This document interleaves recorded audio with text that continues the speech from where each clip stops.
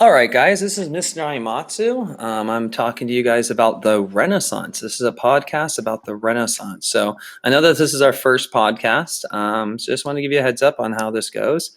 Obviously, we have a document here. You guys will have a copy of the document, or you can download that document. Over here, we have a space for notes. And I'm hoping that right now you're going to get ready to write down some of these notes, because what's interesting is in class, as a teacher, man, there's a lot of things that are important that I say, but I don't necessarily write down, nor that you write down. And I think hopefully this will help us record what's going on in my brain, help you understand what's going on. And if I speak too fast, if I go way too slow, you can hit pause, go fast forward, do whatever you want to be successful. So hopefully you're writing down notes. One goal for our class is to make sure that we understand periodization. In other words, there's things that happen in the time period called the Renaissance, which is up here, 13 to 1600, and that would be called a period. The Renaissance is going to end at 1600, and something else will pop up that has its own unique characteristics, and that's something that we need to discuss. So get ready to write right here, like big idea. In fact, I'm writing it right now. Hey, big idea. Yo, this is the big idea of the Renaissance. The Renaissance was a movement that broke from the medieval ages, which focused mainly on art and literature. Art mainly in Italy, literature mainly in Northern Europe, so that people began asking questions and began living life more purposefully. I hope that makes sense. And if it doesn't, this is where you should probably stop, talk to Ms. Procopio, talk to me about what the heck I'm talking about. But just to give you a little bit more context, and hopefully you've written all that stuff here, see me writing.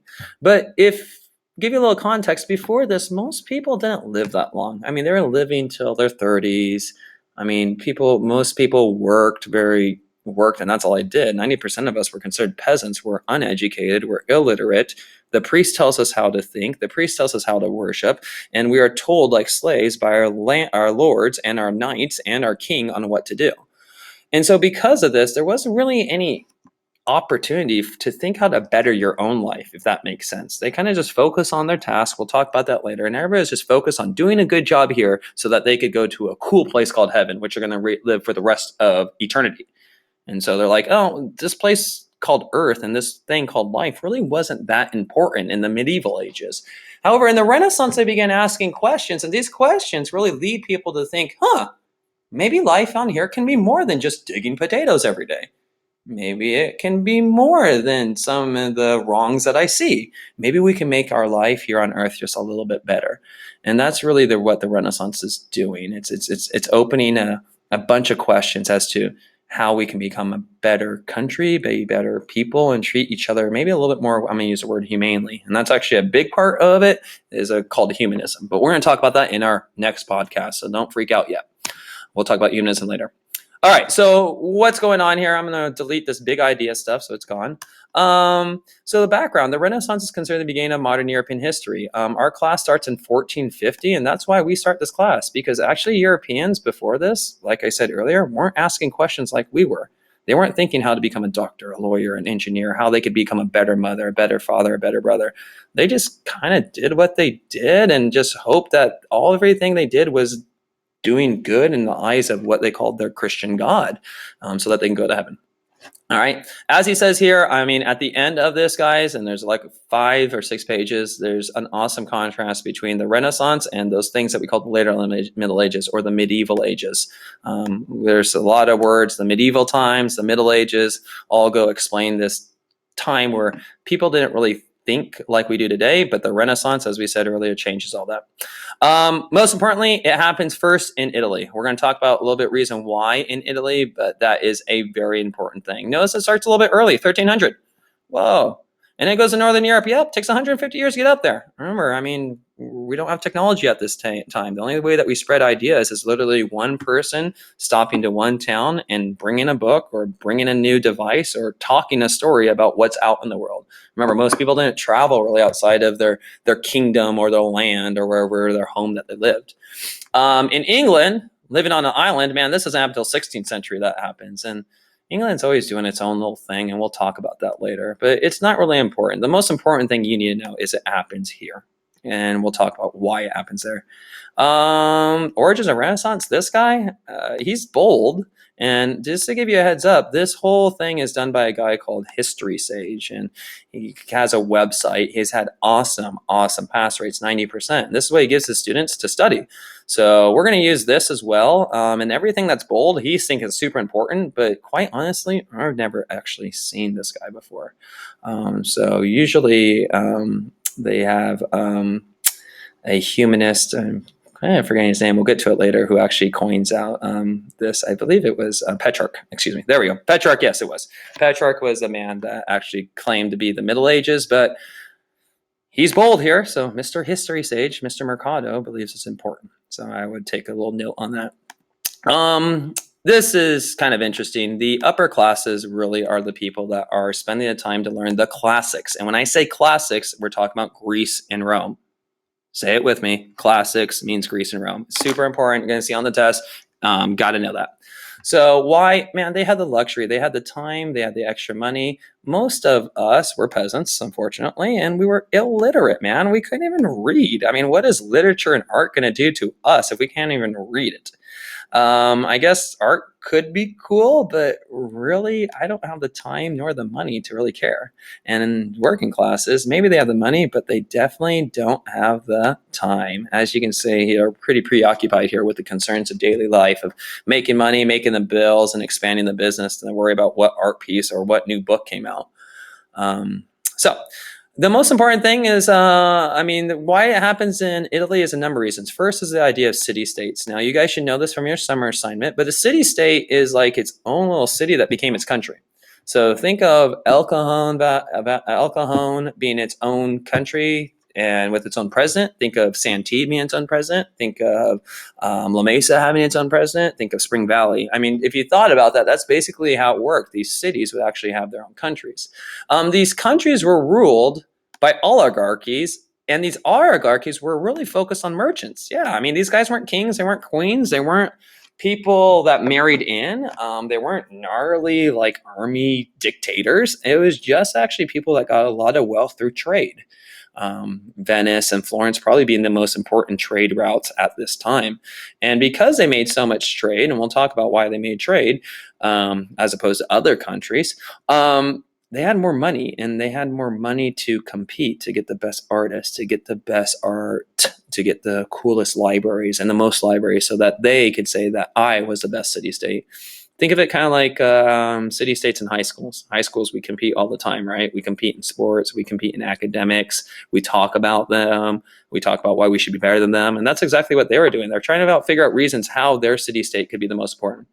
Now, they have, or Mr. History Sage guy here, has Genoa, Venice, and Milan. I don't know if those are the most important, but I would definitely say the Republic of Florence is. And we're going to talk about that later.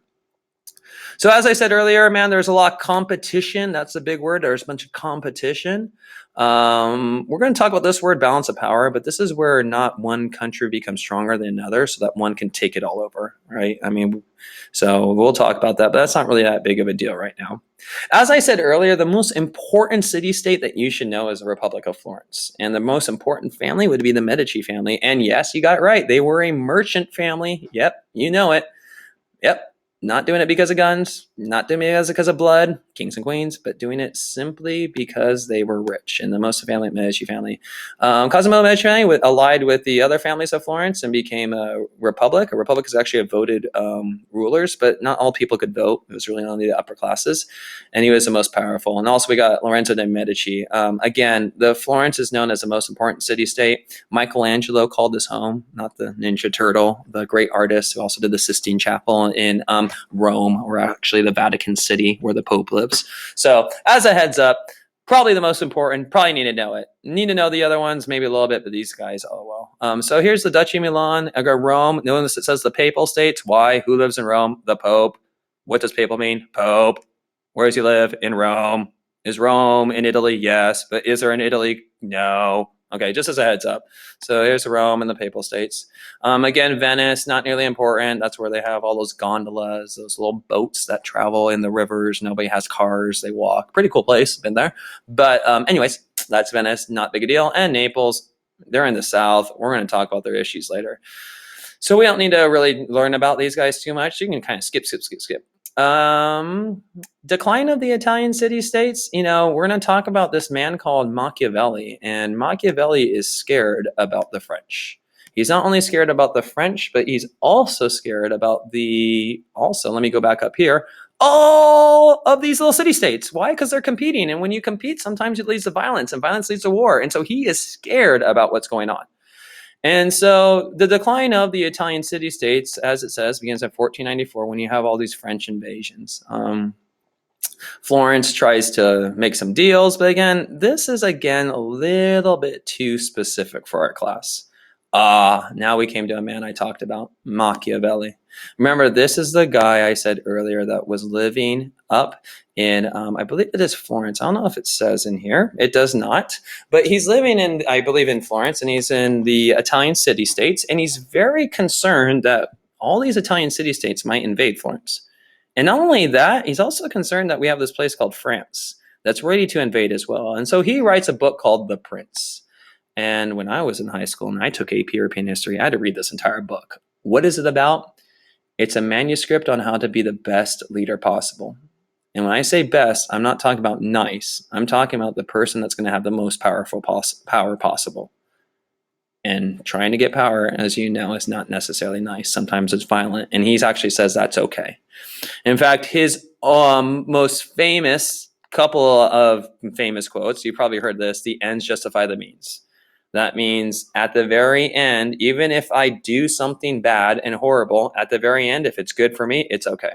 So if you need to cause war with multiple people, but if those people cause war and kill each other, and then you become stronger, hey, the ends justify the means. Those people died, those guys killed each other, and I became stronger, ends justify the means. Another one is this: it is better to be feared than loved. And I think that's actually true of teaching. If you guys feel like you're loved, but you guys aren't scared of us, I'm a little scared sometimes if you guys actually will do as well and succeed as high.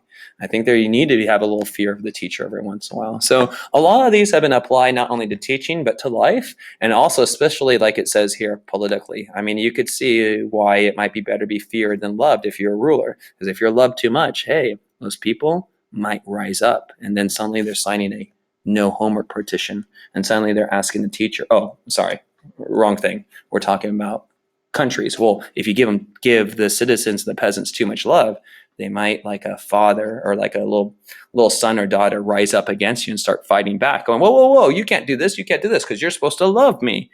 But if you fear me, hey, it's better. Now you're scared. Now you're under my control. I can control you. I can control the country. That's better. It's better to be feared than loved. And I hope you understood that in that little crazy story. You might have to rewind twice. No big deal. All right. So anyways, it was better feared than loved. There it is.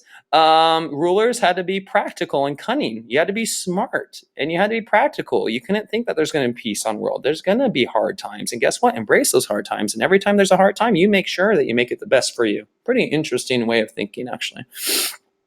So all of his ideas actually came to fruition. What Machiavelli was scared of, he was scared of a French or German or some kind of invasion of Italy, and it did it.